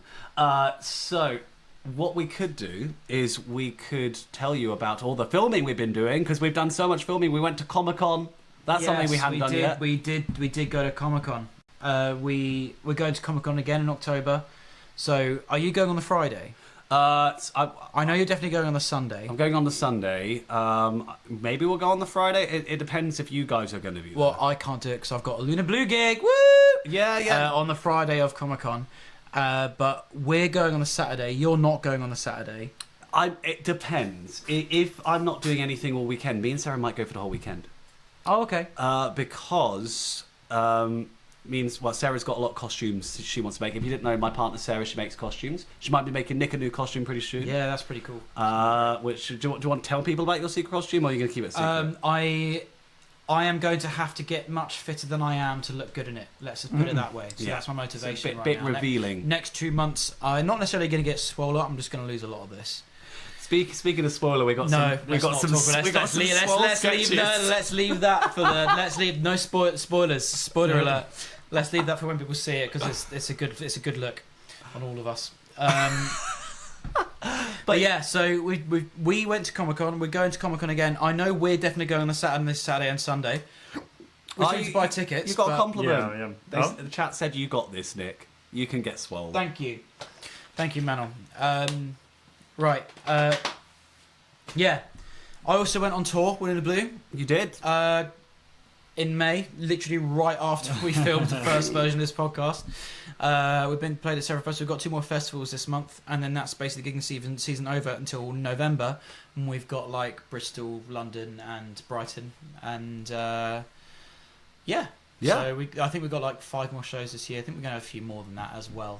But yeah, it's going to be great. That's awesome. Nice. Well, we've been growing, haven't we? So So we've been doing so much content on our Instagram and our TikTok and YouTube Shorts. Doing well as well, yeah. We've got over 300 subscribers on YouTube. We've 300 subscribers on YouTube, 1,000 followers on TikTok. Yeah.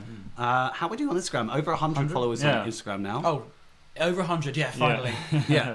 We need to build that one a bit more. So if you're watching this on YouTube, please go and subscribe to follow our Instagram because we need to build. Please. It's very difficult. And our X as well. We're trying to build our X. We're actually going to be going live on X on Friday.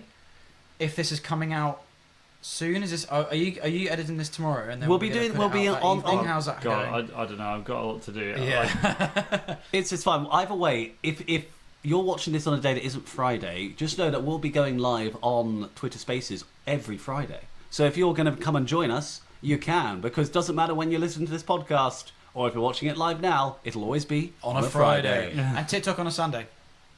With Nick. So we're living on TikTok on Sunday. Yes. Are you joining me for that, or is it just me? I'm going to try and join. Okay. I'd like to. Though I love the content, by the way. I've missed a few due to health issues, but I'm back. Yay! Oh, glad you're doing well, Manon. Woo! Glad you're doing well. Good. Yes. So we've got another viewer as well. Lovely. We do have all the viewers. We love you. We have got 4 viewers. Yes. Yeah. That's significantly more than our last one. To be fair, yes, it is. It is significantly more. Yes. Right. So we had that. What else has been going on in my life? Well, what have we going? Is that everything? I think we moved into a new place. We went to a festival. Oh God, yes. They got ill. Yeah. I didn't. You did. I got like pretty fucked up actually. Like, I got shingles. Oh, was it shingle? Oh my God. Yeah, I got shingles. Oh my God. And now my eye's fucked. Yeah, no, it's not been a good time. And then you got sick shortly after that. Was it you next? I can't remember. Yeah, it was you next that got ill, wasn't it? Mentally ill. Oh, okay, but yeah, I had a pretty bad month and a half, but yeah, there we go. And then I got really ill. So Wednesday. So we were filming a load of random Lego sounds. Yeah. So if you've seen, we're still releasing now. We got two more. One tomorrow and the day after. We've got all these Lego sounds. Joe got a migraine during those. James. So it's both begin with J. That's what my mother said when she called me Joshua and James with my brothers. Yeah. and James got a massive migraine, so we were forcing him to do these things. Not forcing him. He was like, At James, are you gunpoint. sure you're okay with doing And this? He I'm was like, like, I'm an actor. I feel awful, but I can pretend. So we were like, okay. You've won some of them though. I did. If you look at yeah. the comments, A few some votes, people, yeah. Some people voted for me. So if you voted for me, thank you for being on Team James. Team James really appreciates you. Can we get your Yoda dying sound again? Well, there you go. Go on, Jay.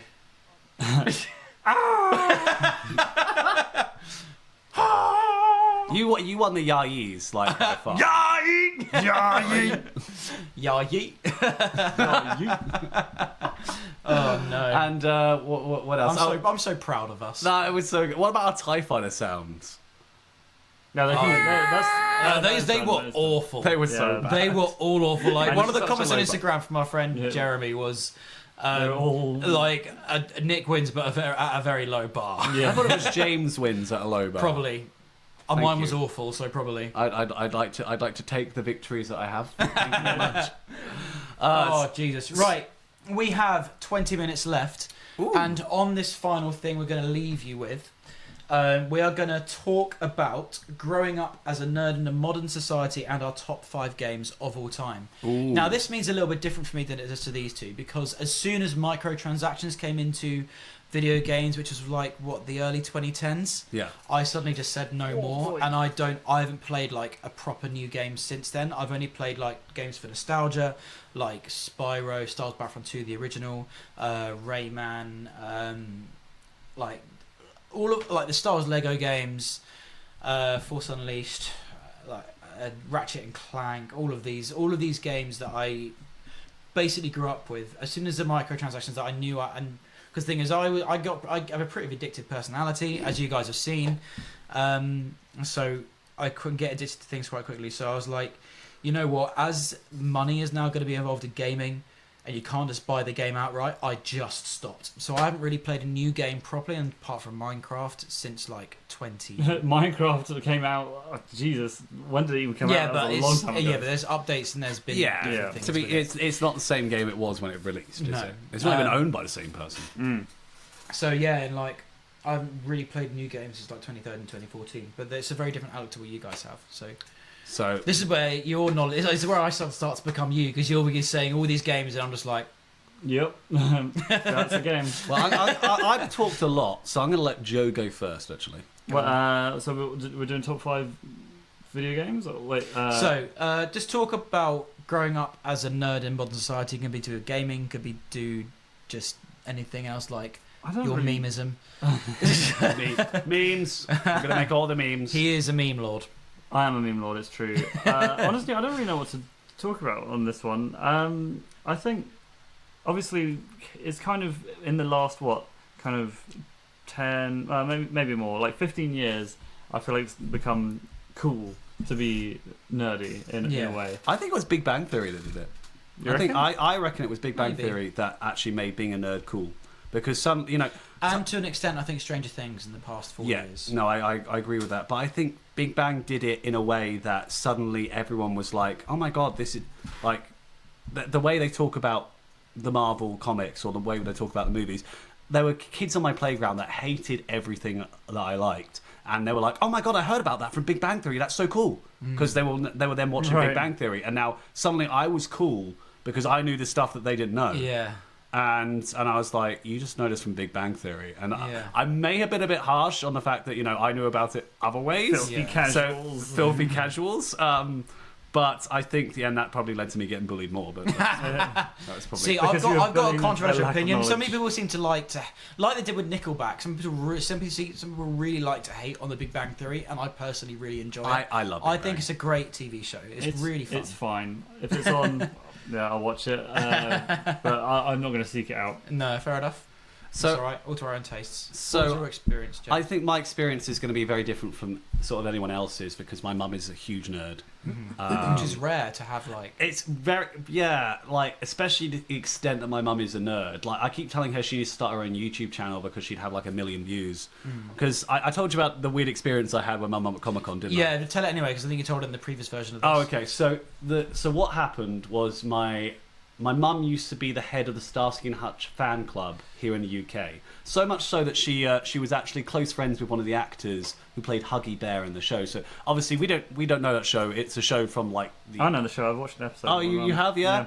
But it's something that our parents would watch, stick on. But my mum knew the guy who played Huggy Bear really, really well. So much so that we go to Comic-Con a couple of years ago, go to MCM Comic-Con London, and the Starsky and Hutch cast are there. It's sort of their last big thing, because they're getting old, and one of them's actually died very recently, which my mum was quite devastated about.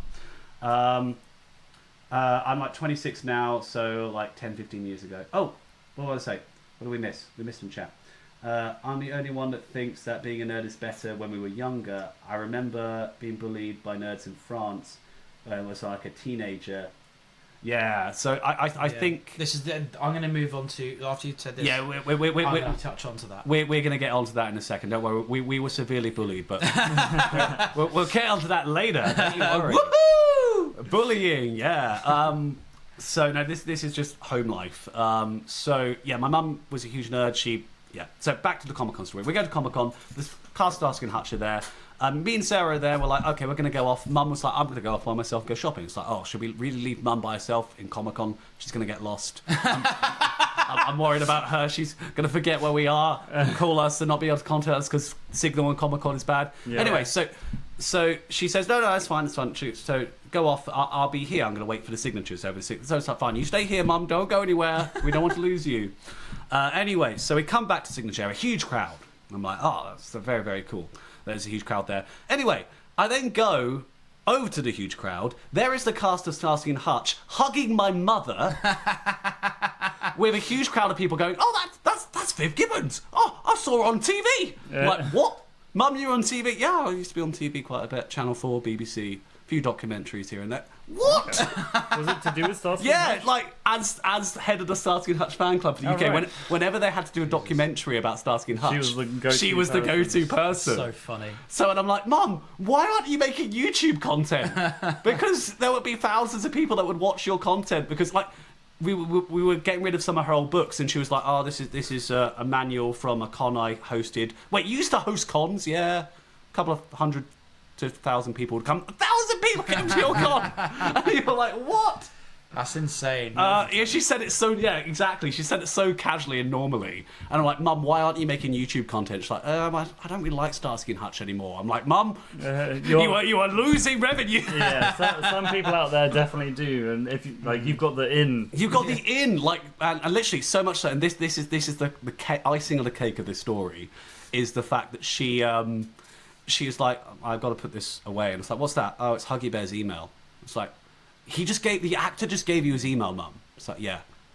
Okay, are you going to email him? No. Why? Well, I don't like telling people about this, but yeah. So me and your dad almost broke up because of Huggy Bear. I'm like, what? Oh God. So they were so close that my dad literally said me or Huggy Bear. Oh my Jesus God. Christ. And I'm like, are you telling me I could have a rich dad and it's all your fault? Is he rich? He's pretty rich. The Starsky and Hutch was a very successful TV show. Either way, I'd have a dad who was in a TV show, and I wouldn't care. James doesn't like his dad. Not true. I love your dad. But still. Oh, there's almost 300. That's not true. I made that up. It's just, I love that because it's incredibly harsh and just made up. I always hear about you going up to your dad and be like, you could have been Huggy Bear. You're nothing. But yeah, no. You're nothing. So I'm very lucky in the fact that I have a very nerdy mother. And in fact, today filming, I got 3 calls from her saying, James, I'm at a store. Would you like me to buy you some Yu-Gi-Oh cards? And I'm like, yes, mother. What do they have? They don't have anything you want. Okay, but thank you for calling. I appreciate it. Okay. But when I was younger, like apart from I talk about Big Bang Theory. Big Bang Theory didn't really influence me. That was until 6th form, just before uni. So that was like, when I was like 17, people suddenly started thinking I was cool. Yeah, apparently when I was 17, a couple of people thought I was really cool. And apparently I was a cool kid. And I was like, I wasn't a cool kid. No one liked me. Oh, yeah, most people liked you. What? Then what did they tell me? Oh, I don't know. Because teenagers are awkward. Yeah, apparently so. Anyway, so going through school, I was the nerd who, because I had dyslexia, I went to the special. You probably never went there. It was like a special eds area where you'd go to like do your homework, and you'd have someone. No, we had those at my school. You as had well. those at yours. I wasn't like. Did you ever go to one of them at all? No. No. So I should have. I absolutely, but I good laugh. No, essentially, times. I'd have to go there to essentially get help with doing exams and stuff like that. But essentially, if you were in that bracket, it became your hangout space essentially, because you had access to the computers all day, which is like at school is like amazing. But my very first school I went to. Can we rush us on a bit because we've got 10 minutes to include this, my story, and the next bit as well. Oh, I'm sorry. I'm enjoying myself. Yeah. Okay. I So know, long story. I am. I just want to. Long story short is that bullying sucks and Nick sucks. It is true. No, say what you were going to say. No. In all seriousness, so I had a friend who like Stargate Atlantis. Oh, camera died. Yep. Oh, where does it keep going? So my friend liked Stargate Atlantis. We used to hang out and stuff, but they didn't like us because we were nerds. Long story short, and then we went to uni and I met Nick, and then we're nerds together and we can geek out. So long story short is wait until you're an adult, then make friends with a load of people online, and then make funny videos. There. Over to you, Nick. Yes, mine was a little bit different because I wasn't a cool nerd like you, which is basically. I wasn't a cool nerd. Are you kidding me? Absolutely bloody not. And I wasn't necessarily, my nerdism wasn't accepted as much as it was, as James's was. Mine was much more different because I was obsessed with Star Wars. Well, I still am. When I was younger, but I was like the only one who was at primary school, and then so I just thought I was weird and different. My mum just thought I was a kid. Every time I would talk about all these things that I was interested in, like if I was watching like a Star Wars with my dad or something like that, because I wanted to put it on because I was like 8, my dad would just be like, or a superhero film, we were like, oh, it's a little bit silly, isn't it? And I'm just like, well, no, because it's like it's modern day things put into like a fictional universe, and it's like Sorry for enjoying escapism. Sorry for enjoying like escaping and like exactly what you said just now. And it's and I've constantly met against this with my dad and my mum. My mum in particular, my mum like with girls, like for example, I'm still can't talk to girls right now. I don't know what I'm doing. But it's not helped when you say, because I'm a nerd. That is part of who I am, and I love that about myself. Woo! But it doesn't help when your mum says, "Oh, I broke up with a guy once because he was too nerdy," and I'm just like, "Girls don't like nerds, Nick. You need to stop doing that. You grow up." And it's just like she didn't say it that meanly, but it's just Isn't your dad Jesus a music Christ. nerd? No, he's a music teacher, and you can't. Can't make someone a music. Yeah, nerd. can't Yeah, makes him a music nerd, but though. that's like, I guess, a cool nerd thing. It's not like he doesn't. I don't know. It's hypocritical. I agree. Yeah. Is he obsessing over something that doesn't necessarily matter, which is like sound? I fucking love sound. I just love sound. Okay, Chris has come back. What did I miss? So, James is working again. Yes, I am. Yes. Okay. Girls are gross, Nick. Don't worry, we run away together. Yes, you go run away with Chris. I'll tell Tash. But yeah, that's what it's been like with my parents. It's still a constant battle. They don't understand what I do here. They don't get it. They don't understand it. That's fine. I've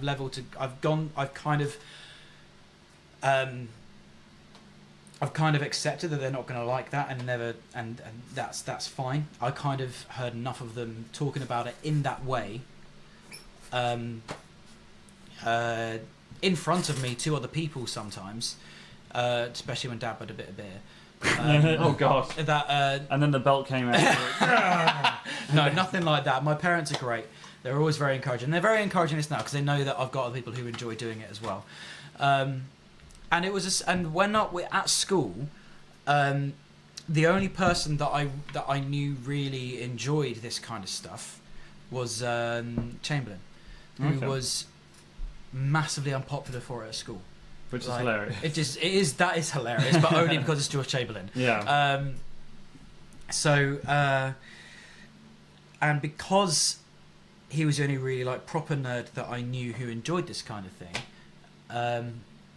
and he wasn't very well liked, that kind of cemented it in my mind. This is like, oh, I'm a nerd as well, and this is the reason why people don't like me, and stuff like that. So and it led to like a lot of kind of like issues that I'm still dealing with. But if I think about it for a second, it's just me, and I enjoy doing the lightsaber choreography. I enjoy doing this, and I enjoy going to Comic-Con and meeting people like this. This is one of the reasons why I love Comic-Con, because I'm around people. Because I go in like, especially on the train journey there, dressed as a Jedi. I was like, oh my god, that was so fun. But then you get into Comic-Con, you're like, oh my god, I'm with my people. Because on the train journey, people like are dressed up, and there's more and more people who are dressed up as it goes on, as you get closer to the I think being a train nerd. station.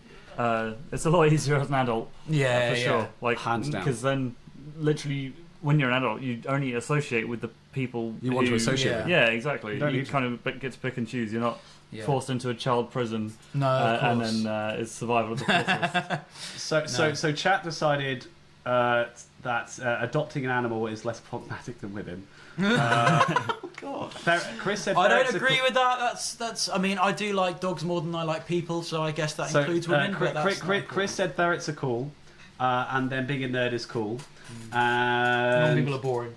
And normal people are boring. Yes. Though speaking of Sarah, who is in the chat, by the way, hi Sarah, good to see you. Hello, Sarah. Hello, wife. hello, wife. Please do not kill me. Ooh, 7 people. God Yes, damn. we got. God damn! Just in time for us to finish. Just in time. No, it's Well, okay. we got one thing to talk about now.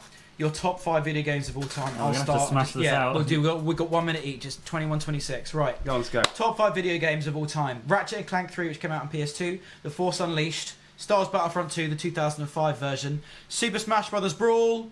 And Mario Kart Wii. And it's not amongst those top 5, but a special mention for me is Guitar Hero World Tour, because it got me into music, in the music that I like, which again my parents didn't approve of until much later, because they realised he's not growing out of this. But I love heavy metal music, and that's what introduced me to that. But it's not in my top 5, but I think it needs a special mention. But Mario Kart Wii, I played that for hours in 2008. Hours and hours. You do not understand how I designed my own Mario Kart game. That's how much I was obsessed with this. I did it. It was hand drawn. I hand drew bird's eye view of all the maps. But Star Wars Battlefront 2 speaks for itself. It is iconic. It is my favourite game of all time. It is incredible. Super Smash Bros. Brawl is just so wacky. I love it.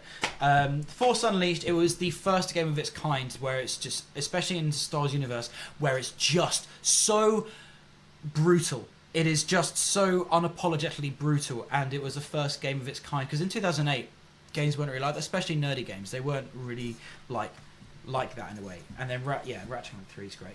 There you go, Ratchet & Clank 3. There you go, there's my top 5. Woo! Chris in chat says Halo, COD Zombies, Mario Kart, Pokemon Mystery Dungeon, and Star Wars Battlefront. Amazing. And Mano says choices. Resident Evil 4, before the age of, I suppose, Mum was mad at me. Oh, you played it underage. Oh. Right, your favourite games, go. Go on, Joe. Okay, Fallout. Really enjoyed Fallout. GTA, how can you not? Is so goddamn huge, and it's like, God, it's been 11 years, and the next one's hasn't even come out yet. GTA 5? Yeah. Rainbow Six Siege, I've wasted a whole load of hours on that game with my friends. Overwatch, I still waste a whole load of hours online with my friends when I can. And then just kind of cop out, Halo Master Chief Collection. Woo! It's all of the Halo games, more or less. Wait a second, wasn't that my answer? Yeah, I just steal some of that. Okay, so I'm going to now sound like I'm repeating Joe, but I'm going to say Master Chief Collection and the arcade games and the phone games, because he didn't say those. So. The Halo franchise, in case you didn't hear that. Like, just you know, and Halo Infinite as well. Like, I like all Halo. Like, I don't care if the game. Everyone's like, oh, the game isn't that great. I'm just like, it's Halo. I would like to play it. Thank you. Yes. So that is me. When Star Trek Online, I make so much Star Trek Online content. Heads up to Priority One Armada. Woo! Go check them out. We're going to be streaming on Saturday, and I'll be streaming on Saturday, which will be really cool.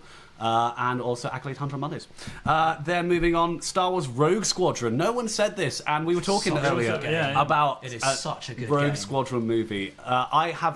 My dad works in computers, so we always had like a really nice computer. And my dad did a setup with a joystick, and then this is before like flat screens had 3 monitor setup, that's sick. and sat us in this big giant spinny chair and was like, right, you're going to pilot this X-wing, and like just made it full on. It was amazing. That he did that for us, and like, thinking back on it now, I'm sort of like, that was a really cool thing, Dan. I appreciate absolutely. it. But yeah, no, just memories of using that joystick and being a pilot. Moving on, Minecraft, I have fond memories of Nick. Oh yeah, that's how we first connected as nerds. Yeah. We were just playing Minecraft on James's Xbox in his room at uni. I don't know how that happened. I don't even remember. I don't remember talking to you before I was in your room. Yeah, I just feel like remember being in your room a lot one in day, first year drinking. Yeah, one day you were like, "Oh, I'd like to come and play Minecraft." I'm like, "Okay," and then you were there, and that I think we met at pub quiz because I met you through Jim Crawley. was it through Jim or was it through Meredith? No, it was through Jim. Was it through Jim? It was through Jim, I think, because because I have a distinct memory of us running dramatically towards each other, me, you, and Meredith. Yeah, and then doing maybe. I remember getting very annoyed at you in first year because every time you start singing, it was always in a really cheesy musical theatre accent. Just like, I don't mind you singing, but please stop the cheesy SpongeBob accent. Gary! Yeah. Mr. Krabs! Yeah, he started singing like that all the time. Now he just starts singing and it sounds good, which is great. Oh, thank you. I appreciate it. Moving on. Okay, moving on. Mass Effect, because how do you not like a game? 3 games that are all the same game, and all you have to do is, like, make a choice. Are you good or bad? And then you have to do a load of other stuff to make sure you get the perfect ending when no one dies. And then spend hundreds and hundreds of hours. Hundreds and hundreds of hours. Making the right decisions. Making the right decisions. And then once you've made all the right decisions, make sure you've done all the side quests, and then make sure that you've done enough PvP so that your team doesn't die at the end. Good luck doing that now. Sarah would like to throw in Star Wars Bombad Racing. Oh my god, what a game! What a game! Is that the podcast? It's the pod racing It's one, not. So the Bombad Racing was. I don't think it's necessarily the one with racing, the big heads. But it's the small ships with the big heads. Yeah. Halo Reach landing mission, that was amazing. Right. And then Yu-Gi-Oh! Yu-Gi-Oh! I mean, I've never played a Yu-Gi-Oh game. Well, Chris in chat has played Yu-Gi-Oh! I adore Yu-Gi-Oh! The game isn't in an amazing state right now. A lot of my friends are getting older and having kids and stuff, so they're not really playing as much. Fuck you, Chris. But I still enjoy playing. In fact, I was helping Chris value his Yu-Gi-Oh collection not too long ago because he's thinking of selling it, which makes me kind of sad. And I'm like, Chris, don't leave, no. But It's no, all right. Chris is laughing. He gets it. He gets it. Star Wars Mario Kart, basically. Yes, that's what. Bombad Racing is. Yeah, it's true. Which and it's freaking Jar Jar in that game. He's like, God, yeah. Right, yeah, there we go. That's all the games. That's all we've got on for this week, I would say, or this month. But it's been 3 months since we released the last one, so who knows when we get on to the next one. Yeah, in another 3 months. What are you guys up to next Wednesday? I am free because I've got it booked off for this. So. Oh, cool. Well, it may be me and Nick doing something. Maybe doing some streaming. We may go live over at James's, but we'll be going live on Twitch every week at this time. But I hope we all say that we love Joe because we'd like to see him. But if he's busy, we'll miss him. I will definitely try and make an appearance. And please let us know in the comments on this video, if you're on YouTube, where you'd like to see us next. Would you like us to see us on the surface of the sun, on the moon? I don't know. Cornwall, where Nick is. You know, you might like that. I'm going to live a while in London and Brighton, please. Oh, very, very cool. Ooh. Yo Chub. Yub Chub. That's a new lock name. Yup. So, yeah. Can I quickly do one thing before? Go on. Before we go, I'm going to put this close to here. Am I peeking? This is for Joe to put at the end of shorts, basically. News to me.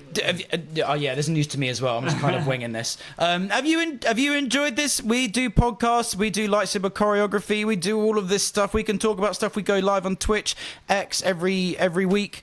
Let us know what you think in the comments if you want to do something. and you forgot TikTok.